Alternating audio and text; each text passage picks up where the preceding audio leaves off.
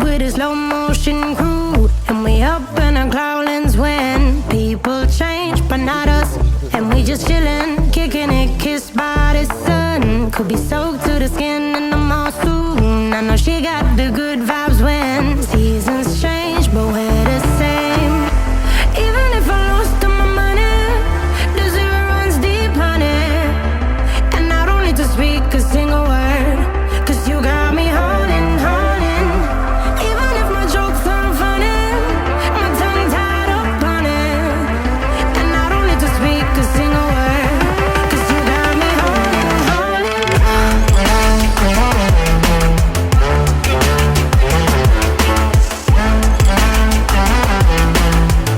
'Cause you got me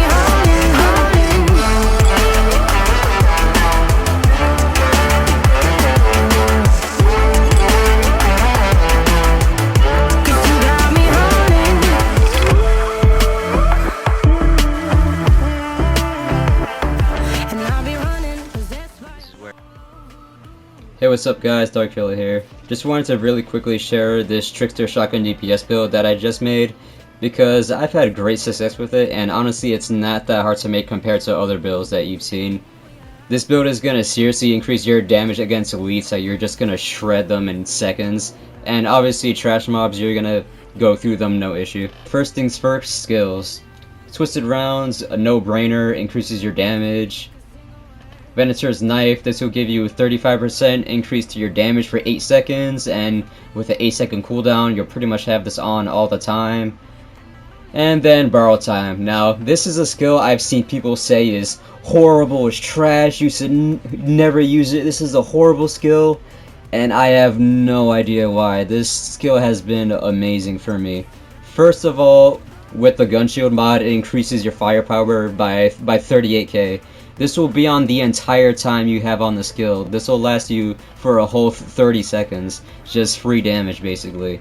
And then on top of that, for your survivability, time space protection, 146k armor. The entire time this skill is active, you will have so much more armor. Trust me, when this skill is on cooldown, you're gonna feel how much harder the enemies hit you. So, honestly, I don't know why people say that compared to the Hunt and Prey, that this is trash, that you should only run Hunt and Prey, because Hunt and Prey is not bad, don't get me wrong, but like your survivability isn't gonna be as great, and you're not gonna get that like pretty much permanent boost to your firepower using this skill. So in my opinion, Borrow Time is a no-brainer. Just great firepower and great survivability. This is what I recommend. So the bread and butter of this build is going to be bleed. So on the Bulwark shotgun, which is an auto shotgun, has 20 rounds, one of the better shotguns to use in my opinion, you're going to have ultimate bleeding rounds, so you can put bleed on enemies every single second. Now why that's important is because you're going to be using vampiric mag, so when you kill an enemy that has bleed, you're going to get back half of your mag.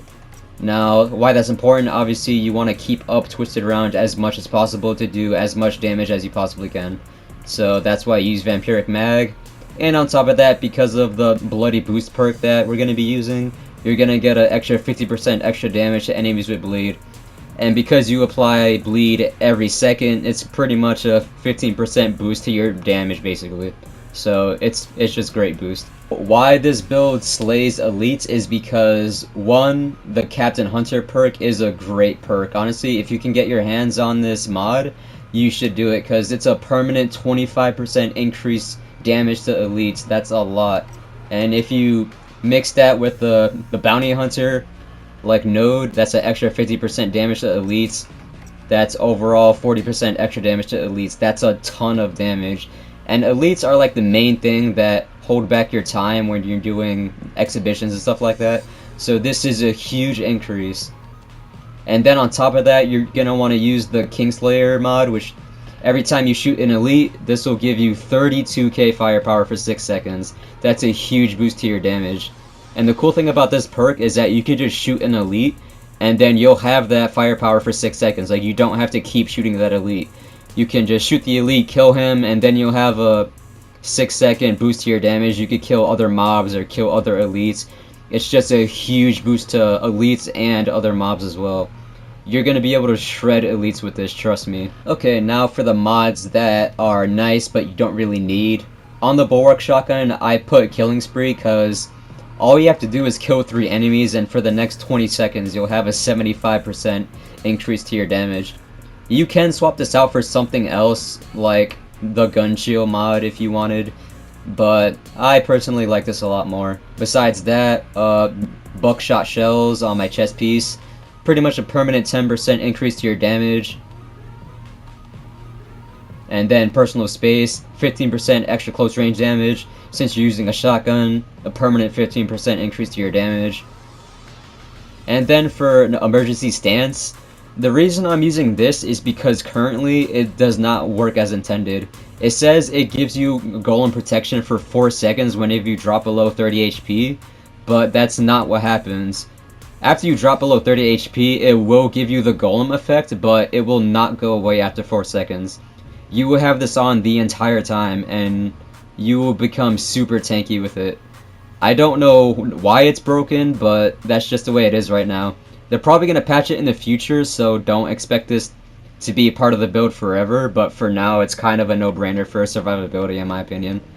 If you can get it, slap it on, it's great. You can see right now without anything activated we have 185k firepower and 51k armor. So basically the majority of the time you're going to have your Twisted Rounds and Borrow Time active, so in reality you're going to have 287k firepower and 198k armor. So it's great damage and great survivability, obviously, as you can see. Before I forget, the attributes you want to roll on this are bonus firepower, close range damage, and cooldown reduction.